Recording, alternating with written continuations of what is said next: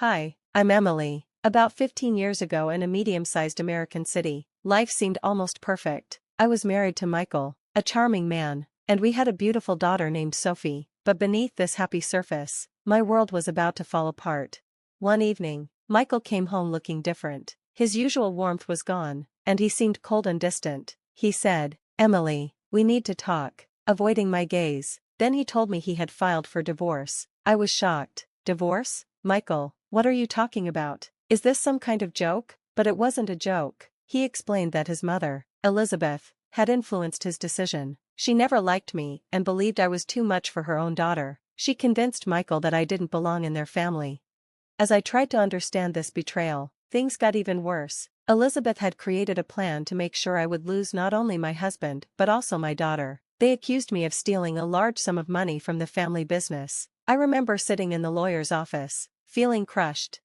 "Mrs. Emily, the evidence against you is strong," the lawyer said. "It will be hard to prove you're innocent." "But I didn't do it." "They're lying," I argued. Despite my protests, the legal system seemed to be against me. Elizabeth's power and money were overwhelming. In court, Michael sat next to her, like a shadow under her control. My lawyer said passionately, "Your Honor, my client is clearly innocent. The accusations are false and based on personal grudges." But Elizabeth's lawyer was clever. "The evidence speaks for itself," he countered.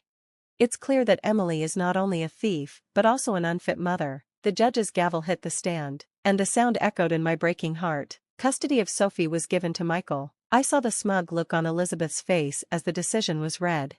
After the court session, I went to Michael, begging, "Please, Michael, don't do this. Sophie needs her mother." But he didn't care. "It's for the best. Emily, you're not who I thought you were," he said coldly.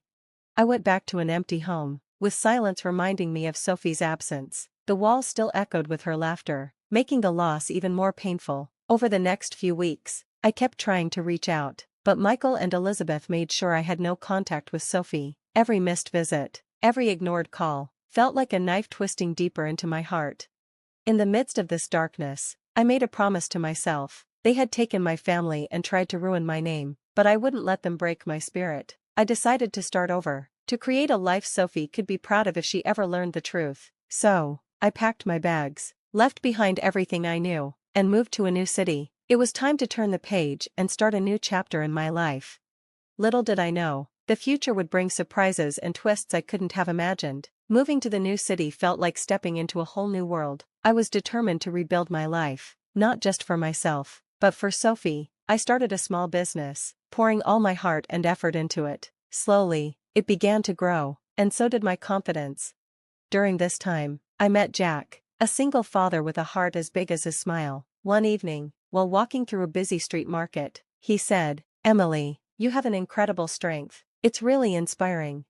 I smiled, feeling warmth I hadn't felt in a long time. "Thanks, Jack. Life has thrown a lot at me, but I keep going," I replied. As we spent more time together, our relationship grew stronger. We decided to blend our families. Jack had a son, Lucas, and a daughter, Emma, who quickly became as dear to me as my own Sophie. One day, while we were all having dinner, Lucas asked, "Mom, why doesn't Sophie ever visit? Don't you miss her?" Tears filled my eyes. "Of course I do, Lucas, more than anything, but sometimes things are complicated." Jack squeezed my hand under the table, offering silent support.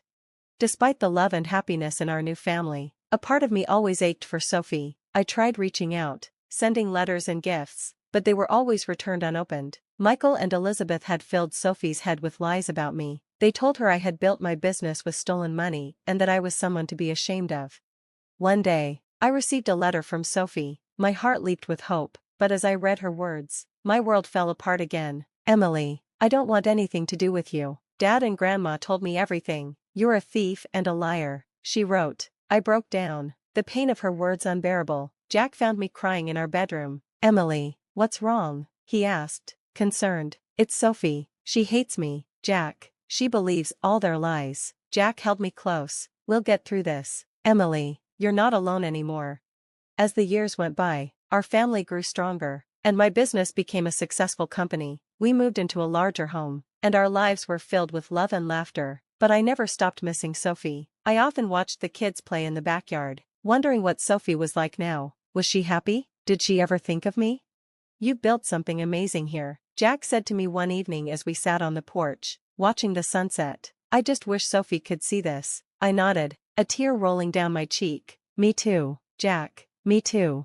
Little did I know, the truth about my past was about to come out in a way I never expected. Years passed, and my small startup had grown into a thriving business. I had become a well-known entrepreneur, but my heart still ached for Sophie. Meanwhile, Sophie had grown into a smart and independent young woman attending university. Although we were still estranged, I kept track of her achievements from afar and felt proud of her accomplishments.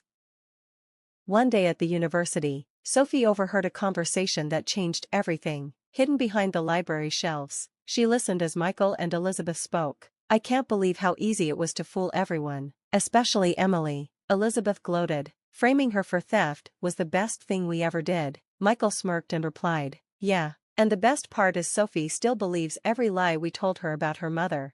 Sophie felt the ground slip beneath her. Shock, anger, and betrayal rushed through her as she realized how they had deceived her. Later that day, she confronted them. How could you lie to me all these years? You made me hate my own mother. Michael tried to explain, but Sophie wouldn't listen. I don't want to hear your excuses. I need to find out the truth for myself. Sophie stormed out, her heart heavy and her mind full of questions. Later, she reached out to me. I was in my office when I got her call. Mom, it's Sophie, can we meet? I need to talk to you, she said, her voice trembling. My heart skipped a beat. Of course, Sophie, anytime. We met at a quiet cafe the next day. The moment I saw her, all the years of pain and longing rushed back. She looked so much like the little girl I remembered, but she was all grown up. Sophie, I've missed you so much, I said, my voice full of emotion. Mom, I heard Grandma and Dad talking. They lied to me about everything, Sophie admitted, her eyes filling with tears. I reached for her hand. I know, Sophie, I've waited every day to tell you the truth. We talked for hours, sharing our pain and clearing up misunderstandings. Sophie was filled with regret. I'm so sorry, Mom, I should have known better. Can you ever forgive me? Tears ran down my face as I hugged her. There's nothing to forgive, Sophie, you're my daughter, and I love you no matter what. Reconnecting with Sophie felt like finding a missing piece of my soul. She started spending more time with me, Jack, and her half-siblings, fitting in like the final piece of a puzzle. One evening, while we were having dinner, Sophie looked around and said, I never knew what a real family felt like until now. I'm so grateful to be here. Jack smiled warmly at her. You've always been part of this family, Sophie. We're just happy you're here with us now. As I watched my family laugh and talk, a sense of peace washed over me. All the years of struggle and pain had led to this moment of joy and reconciliation, but I knew our story wasn't over. The truth about Michael and Elizabeth's lies had been revealed, and it was time for justice. In the courtroom, tension filled the air as Sophie took the stand. It was time to confront the years of deception. Can you tell the court what you heard on the day in question? The prosecutor asked. Sophie's voice was calm, but I could see the pain in her eyes. I overheard my grandmother, Elizabeth, and my father, Michael, bragging about framing my mother for a crime she didn't commit. They did it to keep me away from her, she testified. The courtroom gasped in shock. Michael and Elizabeth sat still, their faces pale. The prosecutor continued, and how did this make you feel? Betrayed, angry. I've been lied to my whole life, Sophie replied. Michael's lawyer tried to challenge Sophie's testimony, but the truth was undeniable. The judge's gavel came down with force, declaring Michael and Elizabeth guilty. They were led away, and when Michael's eyes met mine, there was no regret, only quiet acceptance of his fate. The courtroom buzzed with whispers as the judge gave the sentences. Elizabeth would serve time for conspiracy and perjury, while Michael was sentenced for his role in the false accusations. Outside the courtroom, Sophie hugged me tightly. I'm so sorry, Mom, for everything. I hugged her back, feeling a chapter of our lives close. It's over now, Sophie, we can finally heal. When we got home, Jack and the kids had prepared a small celebration. A banner read "Justice and Joy." As we gathered around the table, laughter and chatter filled the room. Jack raised his glass and said, "To Emily, a woman of incredible strength and love, and to our family, united and strong." I looked around at the smiling faces of my children, Sophie, Lucas, and Emma, and felt a deep sense of peace. The journey had been long and full of pain, but we had come out stronger. Later that evening, as the kids played in the backyard, Sophie and I sat on the porch watching the sunset. Mom, I can't change the past, But I promise to make up for it every day, Sophie said, holding my hand. I gently squeezed her hand back. You've already made me so proud, Sophie. We have our whole future ahead of us. As the sun set, casting a warm glow over our home, I realized this wasn't just a victory in court. It was a triumph of love, resilience, and the strength of family. And that's the end of my story, a journey from betrayal to justice and, finally, to love and unity. As we close this chapter, I want to leave you with a question. In this story, Sophie grew up believing lies about her mother, Emily, and only discovered the truth as an adult. If you were in Sophie's shoes, realizing you'd been misled about a parent your entire life, would you be able to forgive and rebuild the relationship? Or would the betrayal be too deep to overcome? Share your thoughts in the comments below. If you enjoyed this story, don't forget to like and subscribe to the channel for more stories. Your support means the world.